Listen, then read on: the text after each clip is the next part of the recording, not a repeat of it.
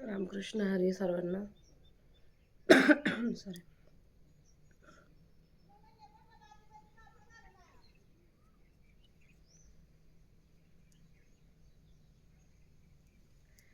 आपण याच्या आधीच्या भागामध्ये आपण 8व्या अध्यायातल्या 9 श्लोक वाचले होते आणि माऊलींच्या प्राकृत भाषेतील 90 ओव्यांचं वाचन केलं होतं. आता तिथून पुढं आपण वाचन चालू करूया. तत्पूर्वी मी कालच्या याच्यामध्ये बोलले होते की मी ज्ञानेश्वरी का वाचत आहे.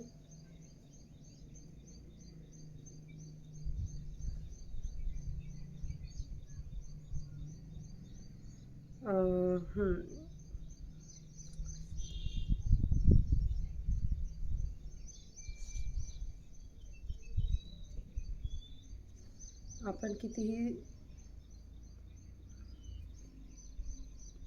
शुद्ध मनाने आपल्या दैनंदिन जीवनात कार्य करत असताना आपल्याला आपल्या आजूबाजूच्या परिस्थितीमुळे आपल्याला मानसिक शांतता मिळत नाही. तर असेच आमचे एक जवळचे परम स्नेही, परम आदरणीय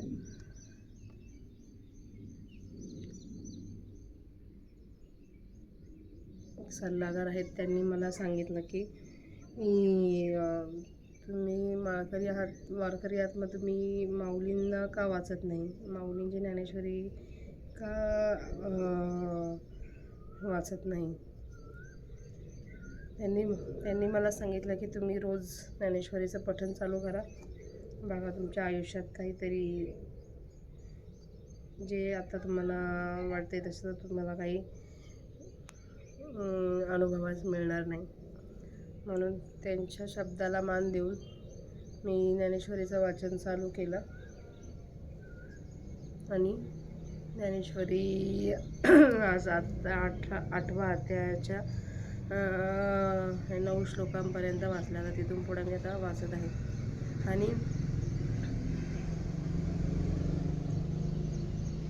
ही ज्ञानेश्वरी वाचताना माऊलींनी माझं पामरावर जर माऊली कृपा करतातच, माऊलींचा आशीर्वाद आहेच आपल्यासोबत. सेम तसाच आशीर्वाद ज्यांनी मला हे करायला सांगितलं त्यांना पण मिळावा अशी माऊलींचरणी खूप प्रार्थना मनापासून. तर आजच्या भागाला आपण आजच्या वाचनाला सुरुवात करूया. वक्रतुंड महाकाय सूर्यकोटी समप्रभा निर्विघ्नं कुरु मे देव सर्वकार्येषु सर्वदा. अलंकापुरी पुण्यभूमी पवित्र तिथी नांदतो ज्ञान राजा सुपात्र. तया आठविता महापुण्यराशी नमस्कार माझा सद्गुरु ज्ञानेश्वराशी.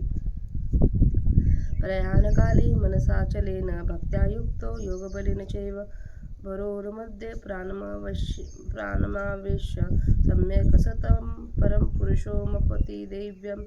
तया व्यंगवानेया ब्रह्माते प्रयाणकाले प्राप्ते. जो स्थिरावले निचित्ते जाणोनी स्मरे. बाहेरी पद्मासन रचुनी उत्तराभिमुख बसुनी. जीवी सुख सुनिक कर्मयोगाचे अंतु मिनलेनी मनोधर्मे. रूपप्राप्तीचे प्रेमे आपोआप संभ्रमे मिळावया. आकळलेनी योगे मध्यम मार्गे. अग्निस्थानाने निघे ब्रह्मरंध्रा. तेथे अचित चित्ताचा सांगा तू. हाच वानादिसे मांडतो. तेथ प्राण गगना अंतु संचरे का. परिमनाचे निस्थैर्य धरिला. भक्तीची या भावना भरला. योगबळे आवरला सज्ज होणे. तो जडजडाते विरवते. ब्रूलता माझे रचुते. जैसा घंटानाद लयस्तु घंटेसीच होय. का झंकले घटीचा दिवा. नेण्याचे काय झाला केव्हा. या रीती जो पांडवा देह ठेवी. तो केवळ परब्रह्म जया परमपुरुष ऐसे नाम. ते माझे निजधाम होऊन ठाके. यदक्षरं वेदविदो वदन्ति विशन्ति यदयतयो वितरागाः. यदिच्छन्तो ब्रह्मचर्य चरिंत तत ते पदं संग्रहेण प्रवक्षे. सकळा जाणणे या जे लानी तिये जाणी वेची जे खाणी. त्या ज्ञानी यांची आयनी जया ते अक्षर मणिपे. चंडवा तेही न मोडे, ते गंगनेचे के पुढे, वाचून जरी होईल मेवढे, तरी उरील कैसे. तेवी जाणणे या जे आकळिले, ते जाणवले पणाचे मानले, मग नेणवीचे तया ते म्हणेतल अक्षर सहजे. म्हणून वेद नर म्हणती जया ते अक्षर, जे प्रकृतीसी परमात्म रूपम. आणि विषयांचे विष उलंडुनी, जे सर्वेंद्रिया प्राय चित्त देऊनी, आहाती देहाची या बैसोनी झाडातळे. ते या परी विरक्त जयांची निरंतर वाट पाहत, निष्कामासी अभिप्रेत सर्वदा जे. जयाची आवडी न गणती ब्रह्मचर्याची साखळी, निष्ठुर होणे बापडे इंद्रिये करीती. ऐसे जे पद दुर्लभ आणि अगाध, जयाची आथडियेचे वेद चुबकळीले ठेले. ते पुरुष होती, जे या परी लया जाती, तरी पारता हेची स्थिती एक वेळ सांगू. तेथे अर्जुने म्हणितले स्वामी, हेची म्हणावया होतो पामी. थव सहजे कृपा केली तुम्ही, तरी बोलू काळजी. परी बोलावे ते अति सोहपे, ते म्हणितले त्रिभुवनी दीपे. तुझ काय नैन संक्षेपे, सांगीन ऐक्या. तरी म्हणा या बाहेरील क्रीडा कडे, या वयाची सावया सवे मोडे. हे हृदयाची आड होई बुडे, तैसे गिजे. सर्व द्वाराने संयम म्हणू वृद्धी निरुद्ध च. मृद्यंधायात्मनः प्राणामासीस्तो योगधारणम.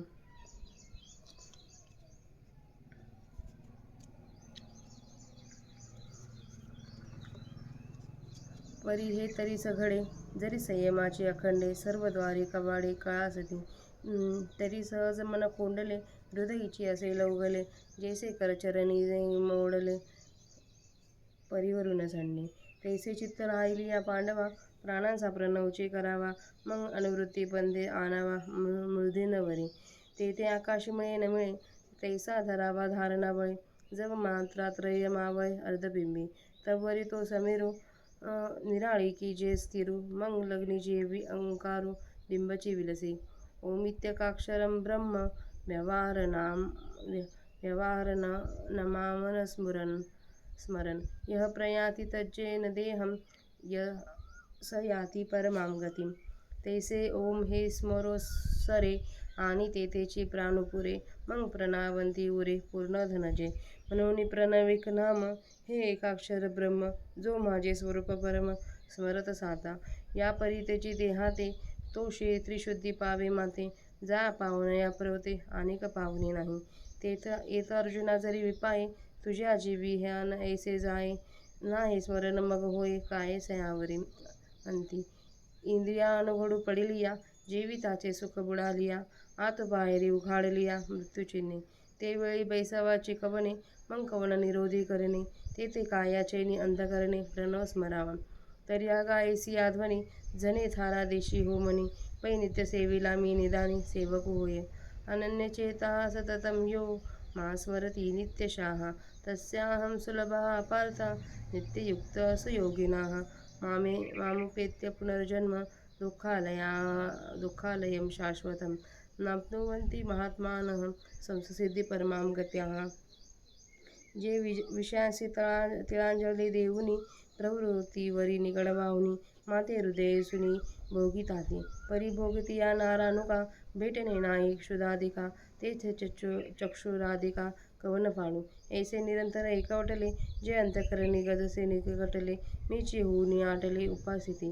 तया देहावसान जे पावे, ते तीही माते स्मरावे. मग म्या जरी पावावे, तरी उपासिते कायसे. पै रंकू एका आडलेपणे, काकुळती अंती धावा म्हणे. तरी तयांचे ग्लानी धावणे, काय न घडे मज. आणि भक्तांनी तेची दशा, तरी भक्तीचा सौसो कायसा. म्हणून हा ध्वनी ऐसा न वाखाणवा. तीही जे वेळी मी स्मरावा, ते वेळी स्मरला की पावावा. ते आभारू ही जीवा सहावेचेना. तेरू न वै पण देखुनी आगी, मी आपुलियाची उत्तीर्णत्वा लागी. भक्तांची आतनु त्यागी, परिचर्या करी. देह वैकल्याचा वारा, जनी लागल्या सुकुमारा. म्हणून आत्मबोधाचा पांजिरा, सोया तया ते. वरी आपुलिया स्मरणाची वाहिली, ही वैसी करी सावली. ऐसे नित्य बुद्धी संचली, मी आणि दया दे. म्हणून देहातीची साखळे, माझी आकळीची न पडे. मी आपुलिया ता आपुलीकडे, सुखेची आणि. वर सरील देहाची गवसणी फेडुनी, आहास अहंकाराचे रज झाडुनी. शुद्ध वासना निवडून आपण मिळावी. आणि भक्ता तरी देही विशेष एकांकीचा ठाऊ नाही, म्हणून यावेरी करता नाही वेळी वैसा न वाढले. ना तरी देहांतीची म्या यावे, मग आपण पयाते न्यावे, हेही नाही स्वभावे, जे आधीची मज मिळाले. एरी शरीराची असलेली असतेपण हिची सावली, वाचून चंद्रिका ते ठेली चंद्रीच आहे. ऐसे जे नित्ययुक्त तयासी सुलभ मी सतीत, म्हणून देहाती निश्चित मीची होती. मग क्लेशतरुची वाढी, जे तापत्रयाग्नीची सगळी, जे मृत्यू काकसी कुरोंडी सांडले आहे. जे दैन्याचे दुभते, जे महाभया ते वाढवते, जे सकळ दुःखांचे पुरवते भांडवल. जे दुर्मितीचे मूळ, जे कुकर्माचे फळ, जे व्यामोहाचे केवळ स्वरूपचे. जे संसाराचे बैसणे, जे विकारांचे उद्याने, जे सकळ रोगांचे माने वाढले आहे. जे काळाचा खिचवू शिटा, जे आशेचा अंगवटा, जन्म मरणाचा उलिमटा स्वभावे जे.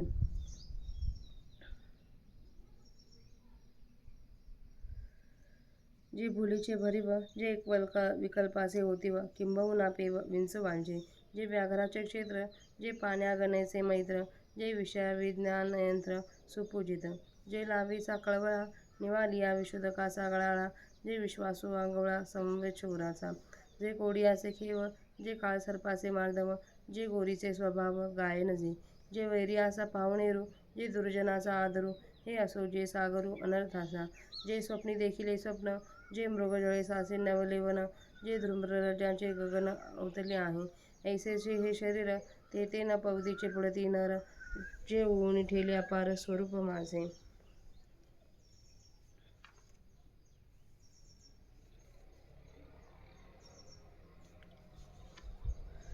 आपल्या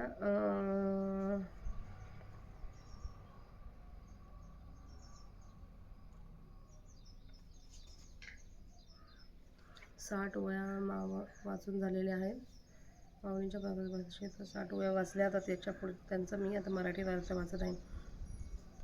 जो मरण समय एकाग्र मनाने, भक्तीने व योगबलाने युक्त होऊन 2 भुवयांमध्ये प्राणवायूची योग्य प्रकारे स्थापना करून त्याचे स्मरण करतो, तो त्या तेजस्वी परमपुरुषात जातो.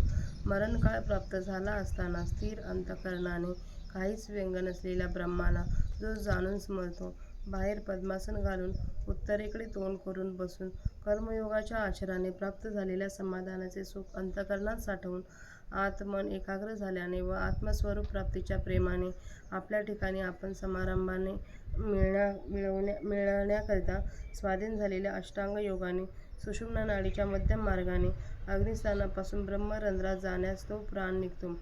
जेथे प्राणवायू मूर्धन्य आकाशात प्रवेश करतो, तेथे प्राणाचा आणि चित्ताचा वरवर संबंध झालेला दिसतो. परंतु मनाच्या स्थिरतेने धरलेला व भक्तीच्या भावाने भरलेला व योगबलाने आवरलेला असा तयार होऊन तो प्राणवायू चेतन व अचेतन पदार्थात नाहीसे करून भोवयात संचार करतो आणि तेथे लय पावतो.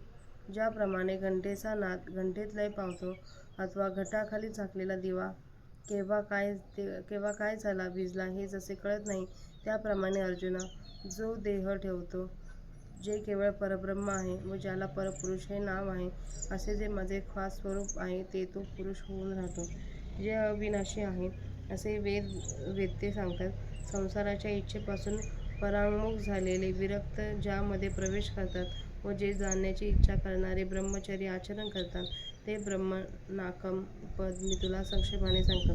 जे ज्ञान संपूर्ण ज्ञानाचा शेवट आहे, त्या ज्ञानाचे जे केवळ खानच आहेत, त्या ब्रह्मज्ञानाच्या बुद्धीने ज्यास ब्रह्मस्वरूपास अविनाशी असे म्हणतात.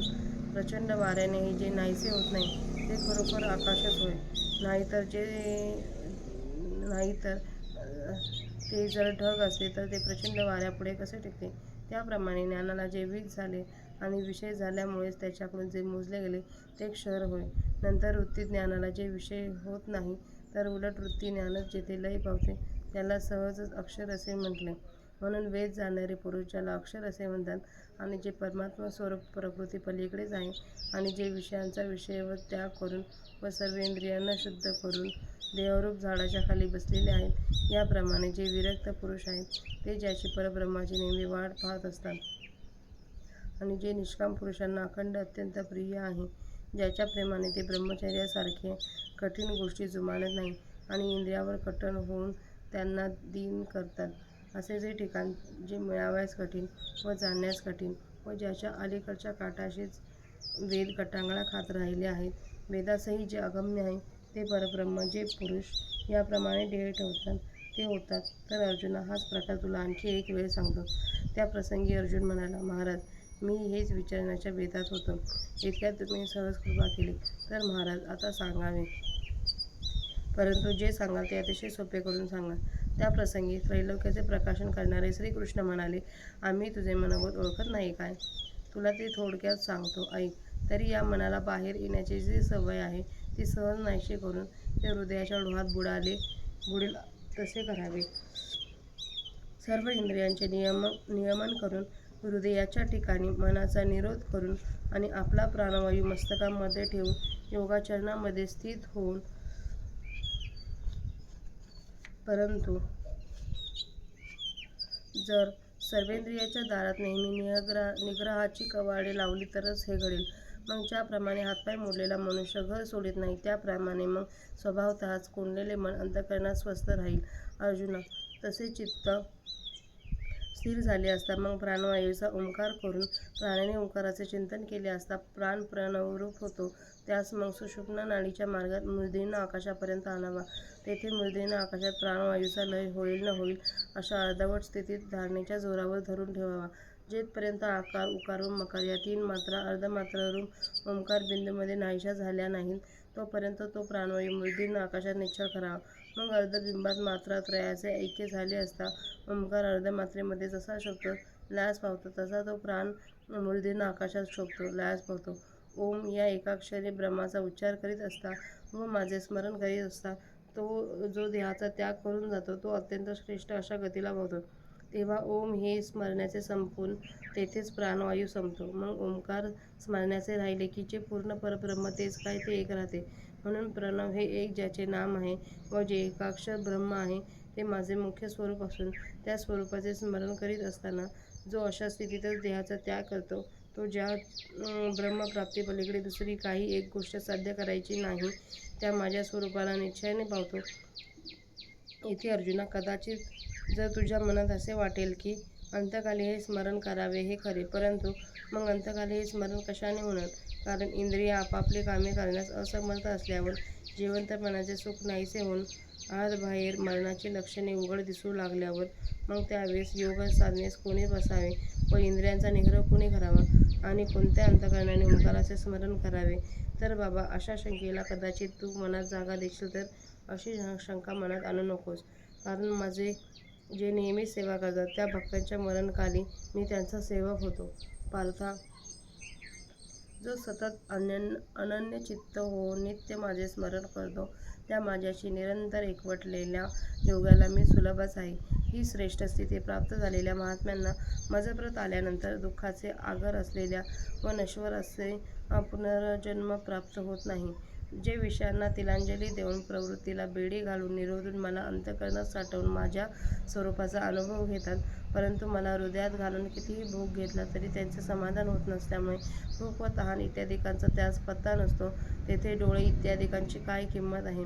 अशा प्रकारे जे अखंड माझ्याशी एकरूप होऊन अंतःकरणाने मला चिकटले ते मद्रूप होऊन माझीच भक्ती करतात.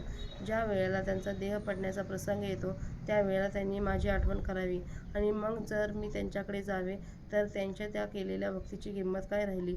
जर कोणी एखादा दिन अडल्यामुळे मरणासमयी काकुळतेने मला देवा धावा हो द्यावा असे म्हणाला तर त्याच्या संकटसमयी मी धावत नाही काय? आणि भक्तांचीही जर तीच अवस्था होत असेल तर मग भक्तीचा एवढा हव्यास तरी कशाकरता करावयाचा? म्हणून अशा प्रकारच्या शंकेला तू महत्त्व देऊ नकोस. त्यांनी ज्यावेळी माझी आठवण करावी त्या वेळेला स्मरण करताच मी पावावे एवढे ओझे देखील माझ्या मनाला सहन होत नाही. तो कर्जदारपणा आपल्या ठिकाणी असलेला पाहून त्या आपल्याच कर्जाची फेडी करता मी भक्तांच्या देह पाडण्याच्या वेळी त्यांची सेवा चाकरी करतो. देहांत समयीच्या व्याकुळतेचा संबंध कदाचित माझ्या सुकुमार भक्ताला लागेल म्हणून त्यास मी आत्मज्ञानाचा पिंजरा ठेवतो. शिवाय आणखी माझ्याविषयी त्याला असलेलं स्मरण हीच गुणी प्रशस्त व थंडगार अशी सावली ती त्या पिंजऱ्यावर मी करतो. अशा तऱ्हेने आत्म्याच्या नित्यतेविषयी दृढ झालेली बुद्धी मी त्याला देतो. म्हणून मरणाचे संकट माझ्या भक्ताला कधीच पडत नाही. माझ्या भक्ताला मी आपल्याकडे काही आयास न पडता आणतो. आत्म्यावर असणारी देहरूपी गवसणी काढून टाकून, अहंकाररूपी वरवर असणारी धूळ जाळून, शुद्ध वासना वेगळी काढून घेऊन त्या भक्तांचे मी आपल्याशी ऐक्य करतो. आणि भक्तांना तरी देहात असताना देखील विशेषतः देहतादात्म्याचा पत्तर नसतो. म्हणून देह त्याग करताना त्या देहाचा वियोग असा वाटत नाही. अथवा मरणाच्या वेळेलाच मी यावे आणि नंतर त्यांना आपणाकडे न्यावे, म्हणजे आपल्या स्वरूपात मिळवावे, असे करावे लागत नाही. कारण ते भक्त आधीच मला सहज मिळाले असतात. एरवी चंद्राच्या चांदण्याचा भास जरी पाण्यात झाला तरी ते चांदणे चंद्राच्याच ठिकाणी असते. त्याप्रमाणे शरीररूपी पाण्यात जरी तो भक्त दिसला तरी तो नुसता भास मात्र आहे. वास्तविक तो माझ्या स्वरूपीच आहे. याप्रमाणे जे माझ्या ठिकाणी नित्य जडलेले असतात त्यांना मी नेहमी जवळ आहे म्हणून ते देह पडल्यावर खात्रीने मीच होतात.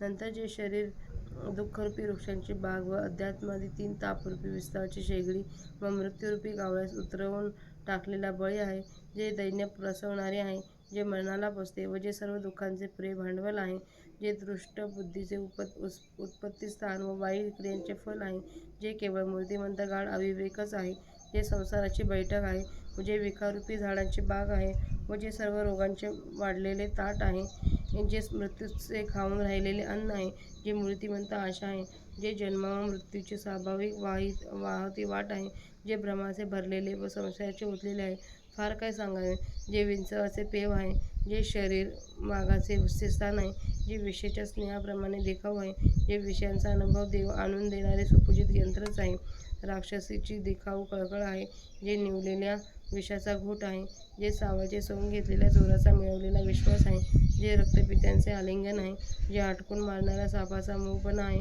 व जे पारध्याचे स्वाभाविक गायन आहे, जे सद्गुरूचा पाहुणचार आहे, जे दृष्ट लोकांचा सन्मान आहे, हे राहू द्या, जे सर्व अनर्थाचा समुद्र आहे, जे शरीर स्वप्नात पाहिलेले स्वप्न व अथवा मृगजळाच्या पाण्याने भरास आलेले रान आहे व जे शरीर म्हणजे धुराच्या कणांचे बनवलेले आकाश आहे, असे अनर्थकारक व खोटे जे शरीर ते पुरुष माझे अमर्याद स्वरूपच होऊन राहिलेले आहेत, त्यास पुन्हा प्राप्त होत नाही. तर अशा 151 ओव्यांचा मराठीत अर्थ वाचून झालेला आहे.